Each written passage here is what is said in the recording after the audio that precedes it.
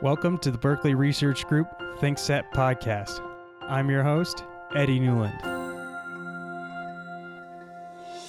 Berkeley Research Group is a leading global strategic advisory and expert consulting firm, providing independent advice and dispute consulting around the world to corporations, law firms, government agencies, and financial institutions. For more, please visit thinkbrg.com. Today on the Thinkset podcast, we'll be speaking with Dr. Alan Jacobs, BRG Managing Director. Alan is a PhD economist who has taught both finance and economics on faculty at MIT, Harvard, and the University of Texas. As part of his wide array of business experience, Alan has advised some of the most prominent and successful investors and investment groups over the last 30 years on technology startups and acquisition of technology companies. Prior to BRG, Alan was the general partner of an investment fund specializing in early-stage businesses, many built on asymmetric cryptography. He has personally invested in both cryptocurrencies and cryptocurrency-based companies. As a BRG consultant, Alan has advised on business disputes involving cryptocurrencies and helped companies in the cryptocurrency industry, including working on initial coin offerings. Today, we will talk to Alan about recent developments in cryptocurrency and what he believes the future may hold. And with that, let's get started. Well, Alan, thank you so much for joining us today on the Thinkset podcast. How are you? Good, thanks. So today we're hoping to catch up a little bit and chat about cryptocurrency and some of the things that are happening most recently last year and then also looking forward. Cryptocurrency recently reached an all-time high of nearly $500 billion in total value across all the currencies. Can you explain in broad strokes, if necessary, the role cryptocurrency currently plays around the globe? Yeah, actually, it's well over $500 billion right now. It's $500 billion of alternate currencies and another $250 billion of Bitcoin core. So there's really two roles that are going on with why it's worth so much right now. One is that it's a substitute or an alternative for holding a portion of your portfolio in something like gold. And the other is that it's perceived by many people as having an option value or owning a ticket to a piece of the next new big thing. But if you look at just the alternate currency aspect of it, I mean, you can compare it to things in the past that are like gold, silver, diamonds, art, holding foreign currency. In the U.S., we don't think of holding dollars as an alternative backup, but stashes of $100 bills are regularly used around the world. People use Swiss bank accounts and things like that. And the reason for an alternative currency is that people hold part of their portfolio in something as a protection against inflation, devaluation, expropriation, banking system risk, theft risk, government collapse, the need to move, immigrate for refugees. And gold is probably the major item used today or for the last 150, 200 years for this. And if you look, gold bars that are held by individuals and gold coins held in bulk by individuals. If you look around the world, this is about $2.5 to $3 trillion worth are held by individuals as either part of their portfolio or as a protection. And the advantages of gold for this use, portability, privacy, lack of traceability. It's a means of exchange, actually.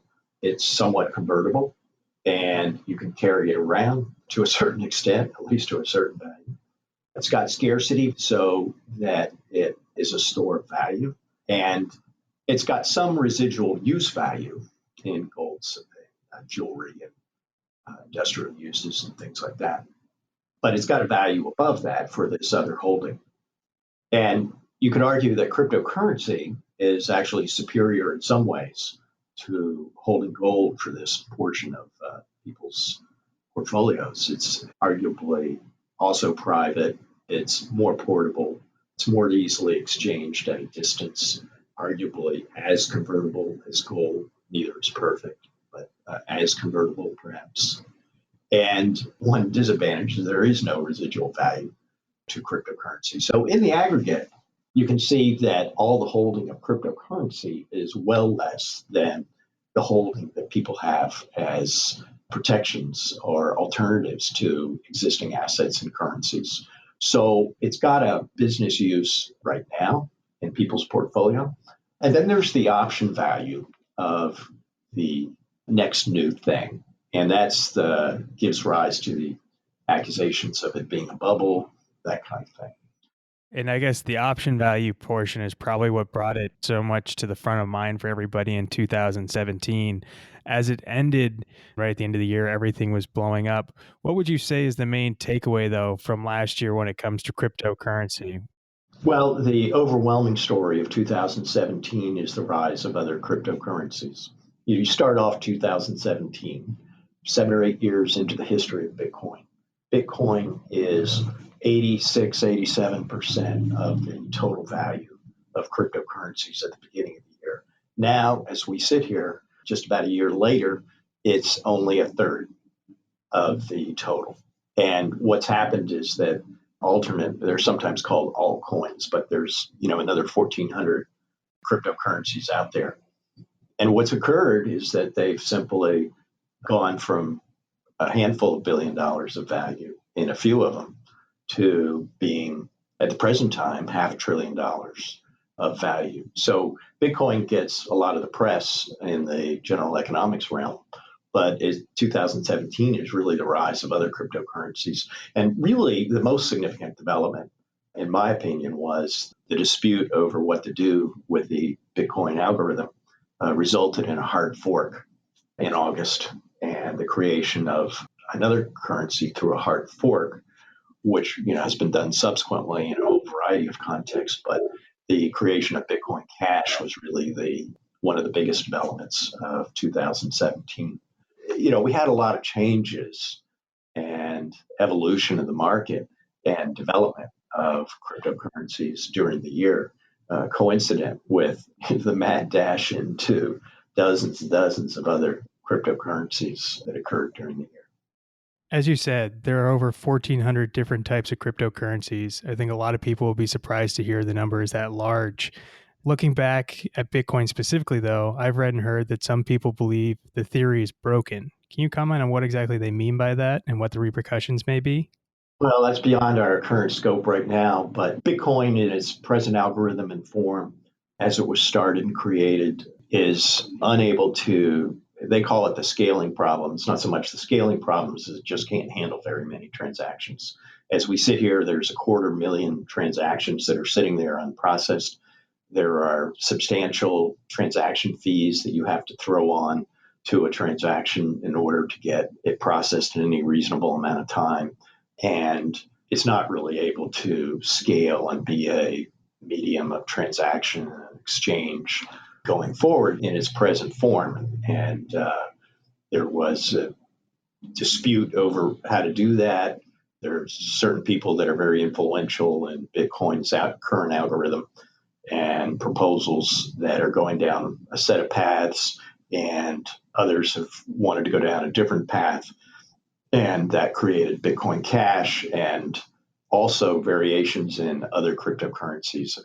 There's a lot of different business models out there for cryptocurrencies, using a whole variety of different ways of doing transactions, value, programming attached, interoperability, things like that are fairly uncertain how all that's going to play out, and whether or not you need to have the coin itself be programmable or whether or not you can do that around the coin. There's just a lot of open issues out there. And we see a lot of variation out there in these business models and algorithms among the coins, some very creative stuff going on. And so the innovation and new technology and improvements to coins are coming in two ways. One, evolution of existing coins. They're coming in new coins, incorporating new and different features, and sometimes incorporating control features for various groups to ensure that these changes get made. So it's really quite the Wild West in terms of anybody wanting to buy and hold coins or trying to predict which ones are going to be important down the road.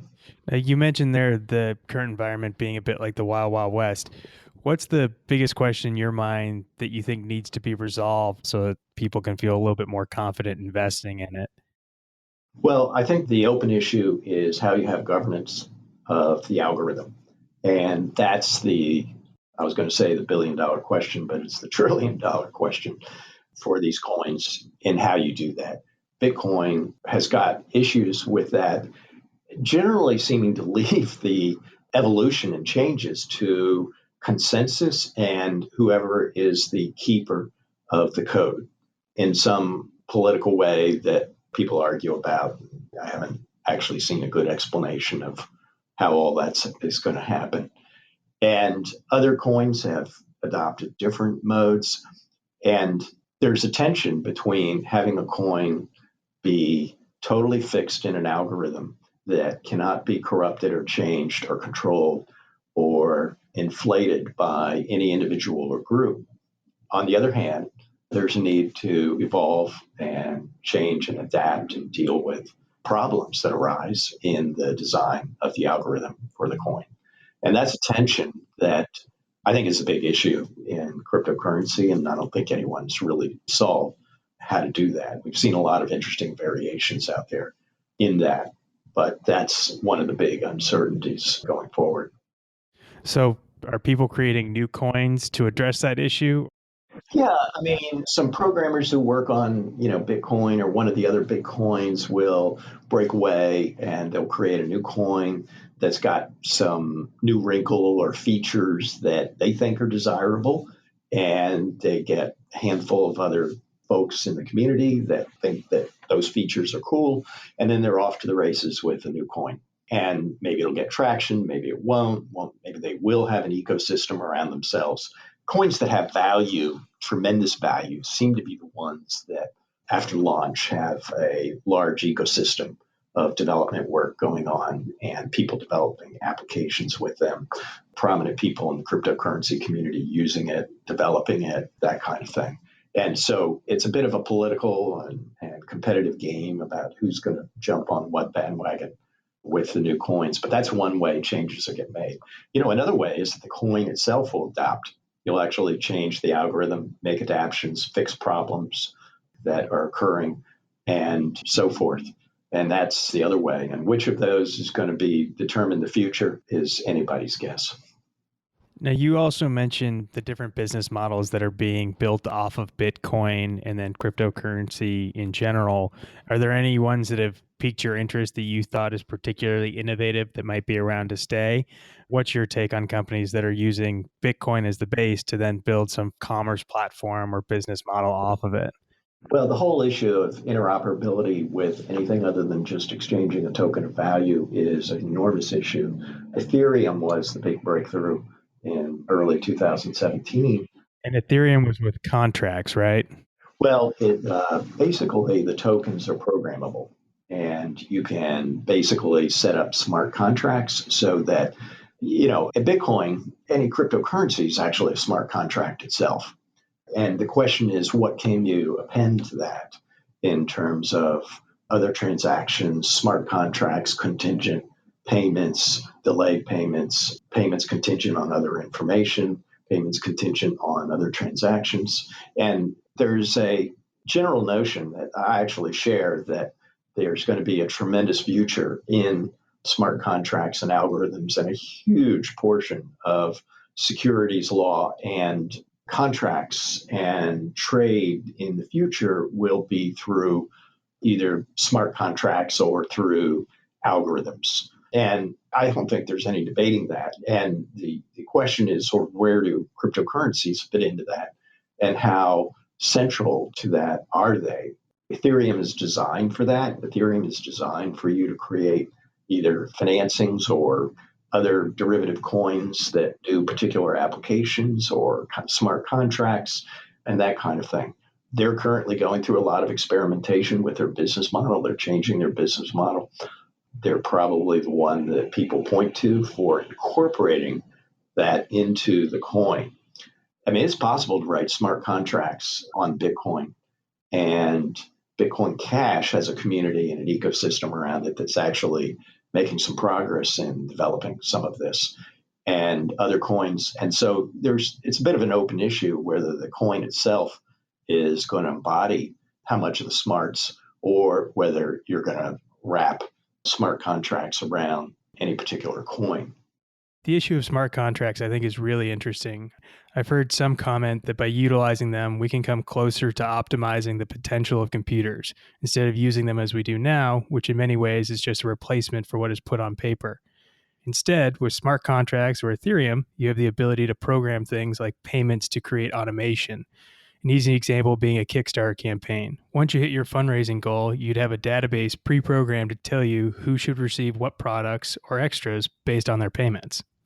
That's right. And rather than just making a transaction as we do today, in essence, you're going to use either programs or agents or cryptographic agents for yourself to actually carry out your preferences on arranging contracts. And that will be the norm in 20, 25 years. And what form that takes is a very interesting debate. Well, that's a good thing to wrap up on then. What exactly lies ahead? If you're sitting here today in 2018, what's your best guess for where cryptocurrencies and blockchain will be in another 20 years? So, say 2038. I really think it's unclear what is going to transpire. I think the minimum is that we're going to have smart contracts, algorithms are going to be how we interact. Public key, private key, encryption, I believe is going to be here to stay at the root of it. I think many key data like ownership of assets will be through distributed ledger blockchains, either attached to some coin or not attached to some coin or on an exchange that uses blockchain. All of that, the mechanics of it are fairly unclear. Delaware, the leading corporate governance state in the US, actually has a Delaware blockchain initiative with 6 projects underway, one of which they've actually now said that companies can use distributed blockchain to register ownership of securities with the state if they're incorporated there. So there's a lot of developments going on in this area, and I expect to see major innovations in how we use blockchain, major innovations in how we use cryptocurrency in the future. And whether or not any one of these is going to be tremendously valuable or be the one that is tremendously valuable is, I think, impossible to say at this point, despite the fact that I personally have a number of fairly significant investments in some of this. So we can all hope that it works out for the best. Well, Alan, thanks so much for taking the time to chat with us today. Given how important this issue is and how talked about it is now, I'm sure we'll be chatting again soon. Thank you. This Thinkset podcast is brought to you by the Berkeley Research Group. You can subscribe to the podcast and access other content from Thinkset magazine by going to thinksetmag.com. I'm Eddie Newland, and thanks for listening. The views and opinions expressed in this podcast are those of the participants and do not necessarily reflect the opinions, position, or policy of Berkeley Research Group or its other employees and affiliates.